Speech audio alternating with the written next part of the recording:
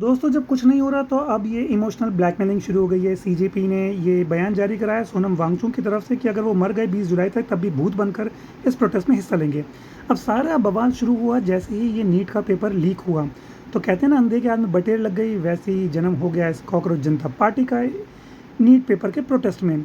और इनकी पहली और आखिरी मांग यही थी कि धर्मेंद्र प्रधान शिक्षा मंत्री पद से इस्तीफा दें, लेकिन आगे होगा क्या उसकी कोई स्ट्रेटेजी ना पूछ रहा ना बता रहा है। अभिजीत दीपिके जिन्होंने ये पार्टी लॉन्च करी है वो शुरू से ये कह रहे हैं कि उनका किसी पॉलिटिकल पार्टी से कोई लिंक नहीं है, लेकिन ऐसे कई फोटोग्राफ्स सोशल मीडिया पे अवेलेबल हैं। और तो और विकिपीडिया में उनका प्रोफाइल कहता है कि वो आम आदमी पार्टी के साथ काफ़ी लंबे समय से जुड़े हुए थे। तो अब एक ऐसा चेहरा इनको चाहिए था जिस पर लोग विश्वास कर सकें, वैसा ही विश्वास जैसा अन्ना हज़ारे पे लोगों ने लोकपाल बिल के दौरान किया था।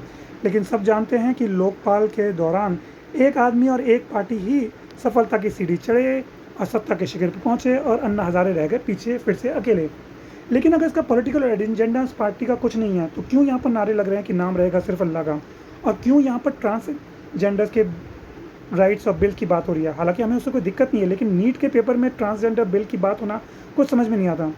धीरे धीरे सभी लोग यहाँ पर जो एंटी करंट रिजाइम है वो यहाँ पर आकर प्रोटेस्ट का हिस्सा बन रहे हैं, अपना सपोर्ट दिखा रहे हैं।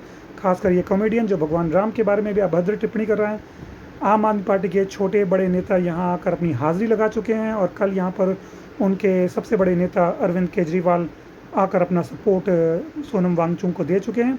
और साथ साथ उन्होंने एक बेतुका सा प्रस्ताव रख दिया कि धर्मेंद्र प्रधान की जगह सोनम वांगचुक को एजुकेशन मिनिस्टर बनाया जाए। ये एक ट्रम्प कार्ड है। और 2 दिन पहले रिपोर्ट आई थी कि वांगचुक 2 दिन के में मर सकते हैं, लेकिन अभी इस समय 17 जुलाई तक तो ठीक ठाक हैं।